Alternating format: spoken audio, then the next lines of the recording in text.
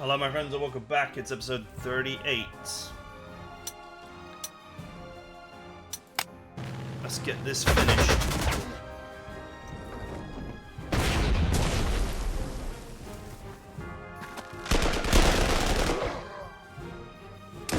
I'm going to stop reinforcing this infantry unit. I don't want to lose any more stock for no good reason.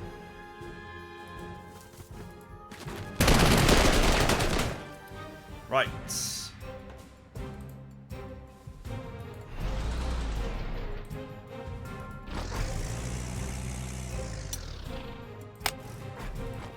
Looks like this whole area is clear.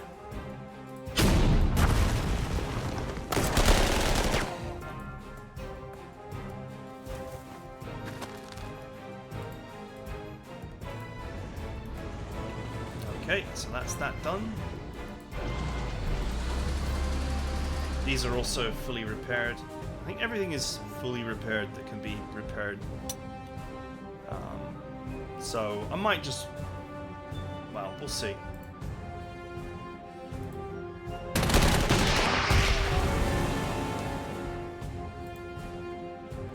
Oh, I lost my attack action on one of my artillery pieces.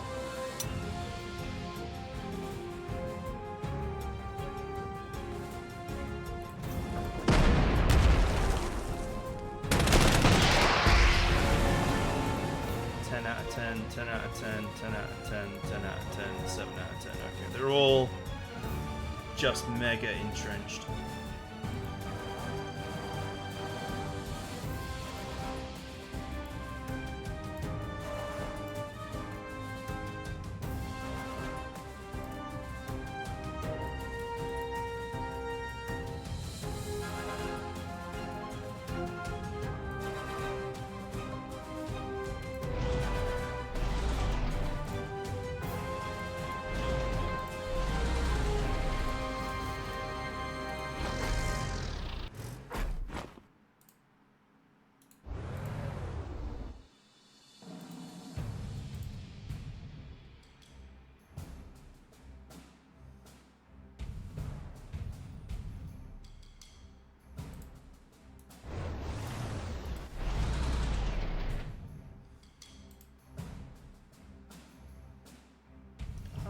This is actually defended by this, so this is okay.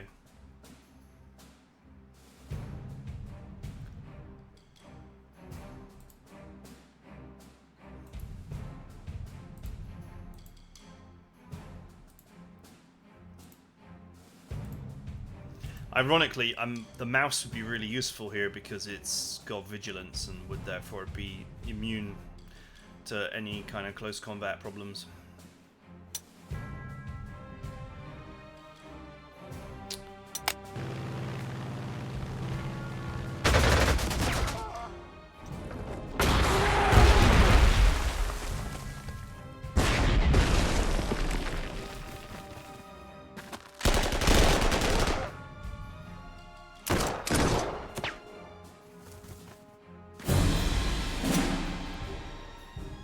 This unit is constantly getting ruffled. It's like it's getting waffled, and I can't stop it from being waffled.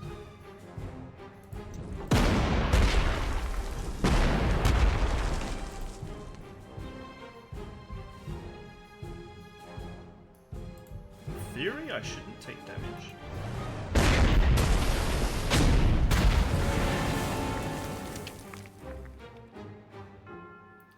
Does this just end the mission? It does, doesn't it?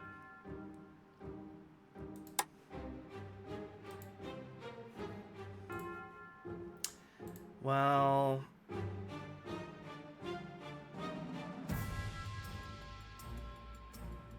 I guess it doesn't matter, right? Let's just end the mission. I was thinking about farming kills and so on. You know, even at this like late stage in the game where there's only really one campaign left to go. On the historical side, anyway, there's only one campaign left to go. Still, you can always be thinking about farming kills.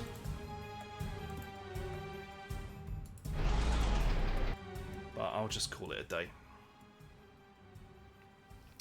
Historically, Operation Panzerfaust succeeded in its goals, once again preventing Hungary from agreeing to a separate peace. Where Operation Magarinth, I guess that's what that was called, allowed the existing Hungarian government to mostly continue to operate, albeit with a new prime minister. Operation Panzerfaust totally replaced the Hungarian government with an ultra-nationalist faction called the Arrow Cross Party. Regent Admiral Horthy was threatened into rescinding the armistice he declared before he was sent to Germany under house arrest. But being forced to fight to the bitter end by their new political leaders would have tragic results for the people of Hungary. So it would.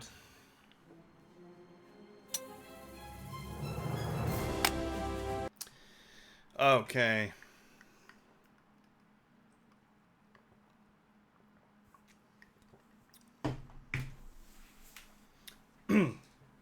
I actually thought that would be a little bit longer than it was. It only took me 6 minutes to finish. I was thinking about farming, but I guess with only 2 turns left, I decided to just finish it. The Romanians have wasted no time in appeasing their new masters. The front has reached into Transylvania and the Hungarian plain. I don't understand. The Romanians have been our allies for so long and suffered so much at the hands of our enemies. How can they turn against us like this? I'm afraid I don't have an answer for you. Who knows what deals have been reached between Romania and the Soviet Union? That is certainly outside the realm of the messages I decode. I mean, historically, a lot of nations were... And Europe doesn't like to admit this, and I'm European, and I'm going to admit this, but Europeans don't like to admit that a lot of countries were actually divided between what the Germans were fighting for and what not the Germans were fighting for. Which is why France ended up split into 2 pieces, and many countries switched sides, because many of the countries that switched sides, a lot of the people that agreed with the Germans got killed in the war, and their leaders got killed in the war, and so on, and then the other side became powerful because they were obviously avoiding fighting in the war because they didn't believe in it, and then the balance of power swung from one side to the other. Like, basically, a lot of these countries were actually divided. There was even a point where the UK, there was a question that the UK would get a different prime minister. I forget his name off the top of my head. But it was going to be not Churchill, it was going to be another guy, and he was more keen on not being involved in the war. So it was very much not black and white, like, oh, these were the good guys and these were the bad guys kind of thing. The only country that you could really say that was unrelentingly the good guys was, like, poor Poland. Poland hadn't really done, as far as I'm aware, Poland hadn't really done anything wrong apart from exist between 2 imperial powers that just wanted a slice of Poland. At least as far as World War II is concerned. I don't know much about Polish history. I just know that they got absolutely slammed over and over from all directions. And I think they were originally much bigger than they used to be. They used to be much bigger than they are now. But anyway, it is what it is. With the latest orders from High Command, eliminate Soviet 40th Army. Eliminate Romanian 4th Command Vehicle. Not familiar with the enemy 40th. Orders are orders. Let's get to the task at hand. Hungarians and Romanians have been fighting out since the Romanian coup. Their battle has reached Kari, about 300 kilometers east of the Hungarian capital. And for being sent in to eliminate our enemy's command and control capacity in this region, it might be the beginning of a new offensive. Narrator, but it would not be the beginning of a new offensive. I would certainly feel safer this winter if the Carpathian Mountains were between us and the Soviets. Before we deploy for battle, a few tactical concerns. The battle has reached the Hungarian plain. There's not much good terrain for our infantry to entrench into. We should limit our infantry deployments to the minimum. And a few good men to help the Hungarians in their ongoing battle for Kari might not be such a bad idea. There is a lot of rain in the forecast. Keeping the sour weather in mind, we also want to limit our aircraft deployment. Caution against leaving them all in reserve. Air superiority might prove crucial in dealing with increasingly heavy armour. We have demanded that Hungary continue to fight for survival. Now it's time for us to stand with the last European ally we have left. Oh, another copy of Provocateur. Such a great hero if I wasn't so badly crippled.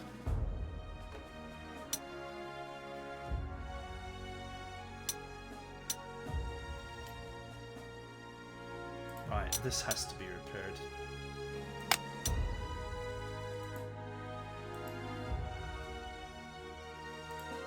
And this.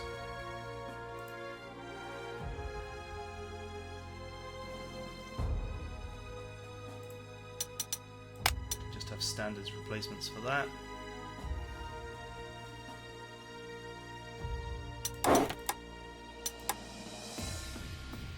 Okay. So it's gonna rain a lot. Fine.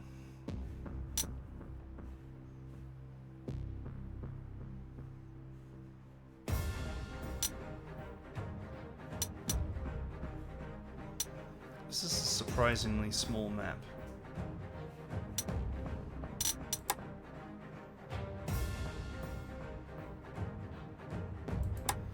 Eliminate 2 vehicles for the win.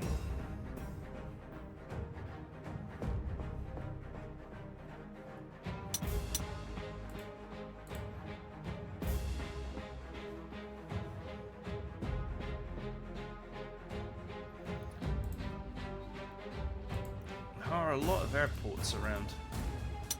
A lot.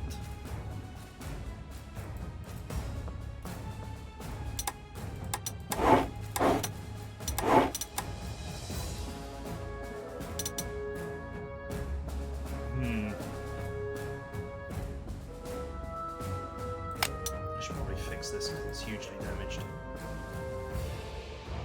A couple of little chips is not a big deal.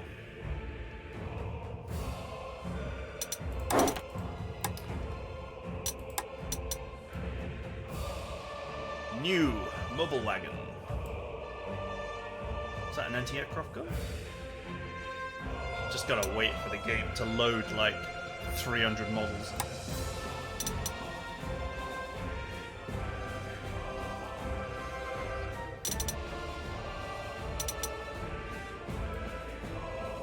Okay, interesting.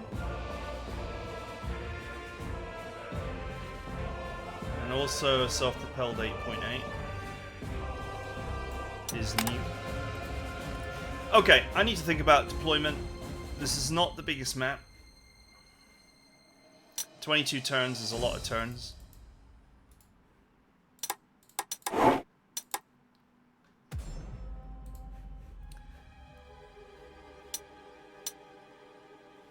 The real question I want to think about, deploying the land army here just makes perfect sense, and then just going straight down this road.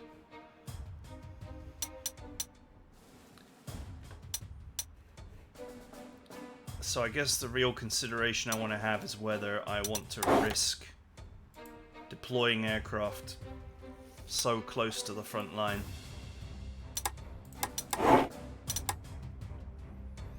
Obviously, an aerial deployment right here could really help hold on to this position.